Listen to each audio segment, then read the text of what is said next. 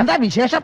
അപ്പ അറിഞ്ഞില്ലേ? ഞാന് ജയരാജൻ സഖാവിന് ഞാൻ ചോദിച്ച ചോദ്യത്തിന് മറുപടി പറയാൻ കഴിയില്ല. അതുകൊണ്ടാണ് നിങ്ങൾ വീണ്ടും എന്നെ ആക്ഷേപിച്ചുകൊണ്ടിരിക്കുന്നത്. ഇതൊരു സീരിയസ് സബ്ജക്റ്റ് ആണ്. ആ ഒരു തേങ്ങ മനസ്സിലായിട്ടില്ല. ഫുള്ള് കേട്ടുപോലും. കോടിയേരി ബാലകൃഷ്ണൻ ജനകീയനായ നേതാവല്ലായിരുന്നു എന്ന് പറയാനുള്ള ത്രാണി അങ്ങയുടെ നാക്കിനില്ലാത്തതുകൊണ്ടാണ് ആ മറുപടി പറയാൻ കഴിയാത്തത്. ഇതിനുള്ള മറുപടി പറയാൻ എനിക്ക് അറിയാഞ്ഞിട്ടല്ല. പക്ഷേ കോടിയേരി ബാലകൃഷ്ണന്റെ മകൻ ഒരു നീതി, പിണറായി വിജയന്റെ മകൾക്ക് മറ്റൊരു നീതി, അതാണ് ഈ പാർട്ടിക്ക് നടക്കുന്നതെന്ന് കണ്ട് മിണ്ടാതിരിക്കുന്ന, ശ്രദ്ധിക്കാൻ കഴിയാത്ത ആയിരക്കണക്കിന് സഖാക്കന്മാരുണ്ട്. അതിൽ ആ എണ്ണത്തിൽപ്പെട്ട ആളാണ് അങ്ങും എന്നെനിക്ക് പൂർണ്ണമായിട്ടും ബോധ്യമായി.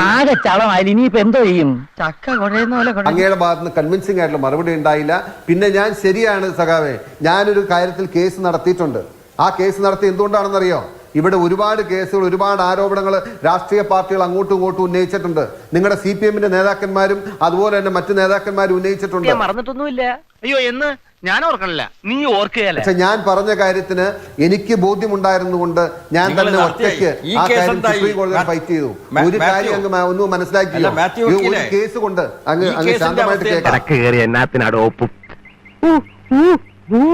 ഞങ്ങളൊക്കെ നിയമം പഠിച്ചിട്ടുള്ളൂ, നിയമം പ്രാക്ടീസ് ചെയ്യുന്നവരുവാ.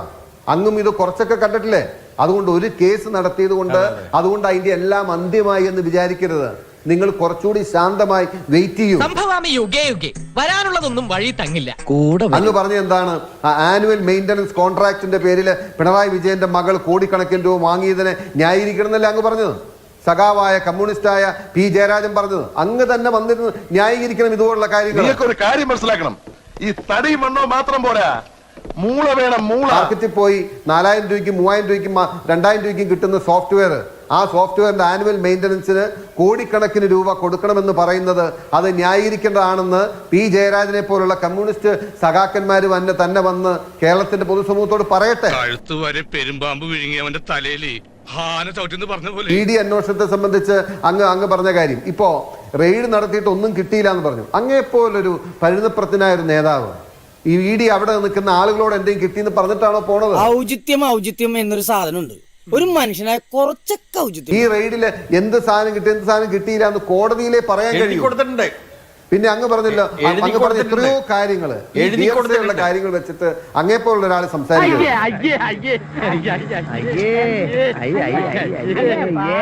ഞാൻ പറയാം, പിണറായി വിജയൻ പ്രതിസ്ഥാനത്ത് വരുന്നത് വീണ വിജയൻ അല്ലെങ്കിൽ വീണ തൈക്കണ്ടിയിലിന് CMRL കമ്പനി കോടാനുകോടി രൂപ കൊടുക്കാനുള്ള മറ്റൊരു സാഹചര്യവും നിലനിൽക്കുന്നില്ല. ഒരേ ഒരു സാഹചര്യമുള്ളൂ.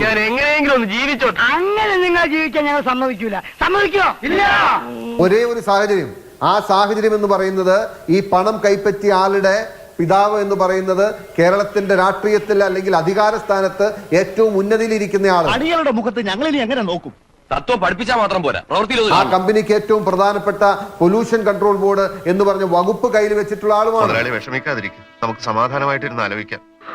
എങ്ങനെ സമാധാനം? സ്വാഭാവികമായിട്ടും ഈ പണം എന്തിനു വേണ്ടി കൊടുത്തു എന്ന് അന്വേഷിച്ചാൽ ചുമ്മാ ഇരിക്കുന്ന സ്ത്രീകൾക്ക് അല്ലെങ്കിൽ ചുമ്മാ ഇരിക്കുന്ന വീട്ടിലിരിക്കുന്ന ആളുകൾക്കാർക്കും CMRL പൈസ കൊടുക്കുന്നില്ലല്ലോ. ഇതിനകത്ത് എന്തോ ചുറ്റിക്കളി ഉണ്ടല്ലോ. എന്ത് ചുറ്റിക്കളി? ഒരു ചുറ്റിക്കളി ഇല്ലല്ലേ? ഈ രാജ്യത്ത് ഒരുപാട് ആളുകളുണ്ട്. ആർക്കെങ്കിലും കോടിക്കണക്കിന് രൂപ കൊണ്ട് കൊടുക്കണ്ടോ? അപ്പൊ അങ്ങനെ വീണയ്ക്ക് കൊടുത്ത പൈസയ്ക്ക് ബാങ്ക് ത്രൂ ആയതുകൊണ്ട് എസ്റ്റാബ്ലിഷ്ഡ് ട്രാൻസാക്ഷൻ ആണ്. അത് ആർക്കും നിഷേധിക്കാൻ പറ്റില്ല. എന്റെ തൊഴിലിനോടുള്ള ആത്മാർത്ഥയാണ് ഒരു ചോദ്യം ചെയ്തിരിക്കുന്നത്. ഗ്യാസ് എന്ന ഒരു സിലിണ്ടർ പോലെയാണ് ഇപ്പൊ എന്റെ മനസ്സ്. മറ്റുള്ളവരുടെ ആരോപണം മാത്രമേ കൊണ്ടുവരാൻ കഴിയുള്ളൂ. ഇത് ബാങ്ക് മുഖാന്തരം വാങ്ങിയ പൈസ. ഇവർക്ക് എന്തിന് പൈസ കൊടുക്കണം? കോടിക്കണക്കിന് രൂപ. ഒരൊറ്റ സാഹചര്യമുള്ളൂ, അതായത് അവരുടെ അച്ഛൻ അല്ലെങ്കിൽ അവരുടെ പിതാവ് എന്ന് പറയുന്നത് മുഖ്യമന്ത്രിയും പൊല്യൂഷൻ കൺട്രോൾ ബോർഡിന്റെ ചുമതലയുണ്ടായിരുന്ന മന്ത്രിയുമാണ്. നാട് ഭരിക്കാൻ വലിയ കഴിവൊന്നും വേണ്ട, പക്ഷെ ഒരു നാട് മുടിക്കാൻ കഴിവ് വേണം. ഈ കമ്പനിയുടെ നിരവധി കാര്യങ്ങൾ ചെയ്തു കിട്ടേണ്ടതും അവർക്ക് കിട്ടിയ ആനുകൂല്യങ്ങളും വെച്ച് നോക്കുമ്പോൾ അതിനുവേണ്ടി കൊടുത്തു. അങ്ങനെ പിണറായി വിജയൻ ഇതിലേക്ക് വരും, കണക്റ്റഡ് ആവും. പിണറായി വിജയന് കോടാനുകോടി കൊടുത്തതായിട്ട് ആ രേഖയിൽ തന്നെ പരാമർശിച്ചിട്ടുണ്ട്. രണ്ടും കൂടെ ചേർത്ത് വായിക്കുമ്പോൾ പിണറായി വിജയൻ ഇതിന്റെ ഇൻവോൾവ് ആവില്ലേ? അതുകൊണ്ട് ഇത് വീണ തൈക്കണ്ടിയിലെതിരെ മാത്രമുള്ള അന്വേഷണമായി നിങ്ങൾ കാണണ്ട. പൈസ കിട്ടിയത് ഒരേ ഒരു വീണയ്ക്കാണ്, പിണറായി വിജയന്റെ മകളായ വീണ വിജയന് അല്ലെങ്കിൽ വീണ തൈക്കണ്ടിയിൽ. എല്ലാം ഇയാൾക്കറിയാം, ശരിയല്ലടോ? അതെ ശരിയാണ്. അതിന്റെ കാരണം എന്ന് പറയുന്നത് ഒരേ ഒരു കാരണമാണ്. അവരുടെ പിതാവ് ഈ കേരളത്തിന്റെ മുഖ്യമന്ത്രിയായിരുന്നു. അവരാണ് ഇത് നിയന്ത്രിച്ചിരുന്നത്. അതിനുവേണ്ടിയാ പൈസ കൊടുത്തത്. അപ്പൊ അങ്ങനെ വരുമ്പോൾ സ്വാഭാവികമായിട്ടും പിണറായി വിജയന്റെ വീടും റെയ്ഡ് ചെയ്യേണ്ടി വരും. അപ്പൊ ഇതിന്റെ ഡിഫറെന്റ് ആംഗിൾസ് ഉണ്ട്. ഈ ഒരു സംഭവത്തിൽ ഏതെങ്കിലും ഒരു ആംഗിൾ മാത്രമാണ് എന്ന് നിങ്ങൾ ചിന്തിക്കരുത്. വലിയ ഒരു അഴിമതിയും വലിയൊരു കൊള്ളയും നടന്ന കേസ് അവൻ കാണിച്ചത് നാലാളറിയിട്ട് അവൻ മഹാ തെമ്മാടിയാണെന്ന്. കമ്പനി നിയമങ്ങളെ ദുരുപയോഗപ്പെടുത്തി കമ്പനി നിയമങ്ങൾ പാലിക്കാതെ നടത്തിയ കാര്യങ്ങൾ അതിൻ്റെ അകത്തുണ്ട്. അതുകൂടാതെ കള്ളപ്പണം വെളുപ്പിക്കാൻ വേണ്ടിയിട്ട് നടത്തിയ പരിശ്രമമുണ്ട്. അതുകൂടാതെ പച്ചയായ അഴിമതി. നാട്ടുകാരുടെ ഭാഗ്യദോഷം അല്ലാതെ എന്ത് പറയാനാ? അല്ലേ സാർ? കേരളത്തിലെ സാമാന്യ ജനത്തിന് അറിയാവുന്ന ഒരു കാര്യം, ഒരു സേവനവും നൽകാതെ മുൻ മുഖ്യമന്ത്രിയുടെ മകൾ 1,72,00,000 രൂപ ഒരു കമ്പനിയിൽ നിന്നും കൈപ്പറ്റിയിരിക്കുന്നു എന്നത് അൺഡിസ്പ്യൂട്ടഡ് ഫാക്ട്. മനസ്സിലാക്കാൻ എന്റെ പാർട്ടിക്കാരെ പോലെ തന്നെ നിനക്കും കുറച്ച് ടൈം എടുക്കും. ഒന്നാമത്തെ കാര്യം, ഇല്ലീഗലായി സമ്പാദിക്കുന്ന പണം അല്ലെങ്കിൽ അഴിമതി പണത്തിന് ടാക്സ് അടച്ചതുകൊണ്ട് ആ പണം അഴിമതി പണം അല്ലാതാവില്ല. ഇങ്ങനെ ഇല്ലീഗലായി സമ്പാദിക്കുന്ന പണത്തെ വെളുപ്പിക്കാൻ വേണ്ടിയാണ് ഇത് ബാങ്ക് ത്രൂ ആക്കി അതിന് ടാക്സ് അടച്ചു എന്ന് വരുത്തി അത് വൈറ്റ് മണി ആക്കി മാറ്റുന്നു. അതിനെയാണ് മണി ലോണ്ടറിങ് എന്ന് പറയുന്ന ആസ്പെക്ട്.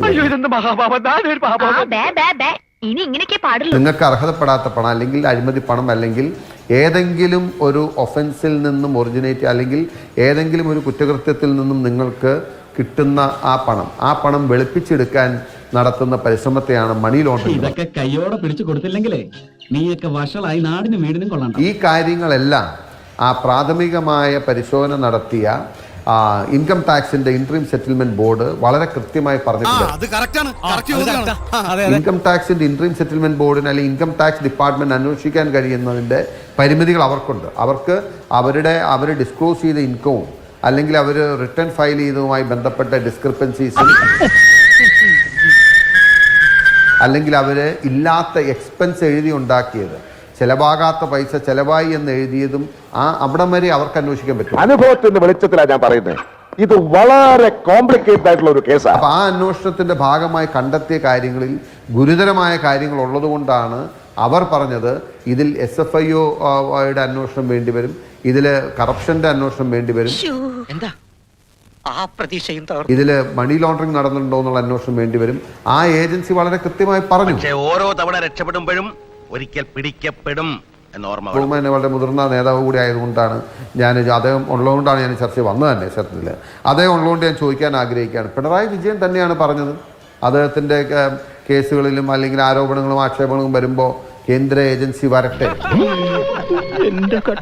കേന്ദ്ര ഏജൻസികൾ അന്വേഷിക്കട്ടെ, കേന്ദ്ര ഏജൻസികൾ പരിശോധിക്കട്ടെ, ഞാൻ അവരെ സ്വാഗതം ചെയ്യുകയാണെന്ന് പറഞ്ഞവർ എന്തിനാണ് ഇപ്പോൾ ഈ വെപ്രാളവും വേവലാതിയും ബഹളവും കാണിക്കുന്നതെന്ന് എനിക്ക് മനസ്സിലായി. അദ്ദേഹം തന്നെ കേരളത്തോട് പറയും, അദ്ദേഹം തന്നെ കത്തെഴുതി ആവശ്യപ്പെട്ടു എന്ന് പറയുകയും ചെയ്തിരുന്ന ഒരു വ്യക്തി ഇപ്പോ ഈ വെപ്രാളവും ബഹളവും കാണിക്കുമ്പോൾ ഇതെന്താണ് എന്ന് മനസ്സിലാവുന്നില്ല. വലിയ തെറ്റായി പോയെന്ന് എനിക്ക് ഇപ്പൊ തോന്നുന്നു. ഇപ്പൊ തോന്നിയിട്ടുണ്ട് ഫലം. അപ്പോ നാളെ നേരത്തെ തന്നെ ഇങ്ങോട്ട് എത്തണം കേട്ടോ. ശരി.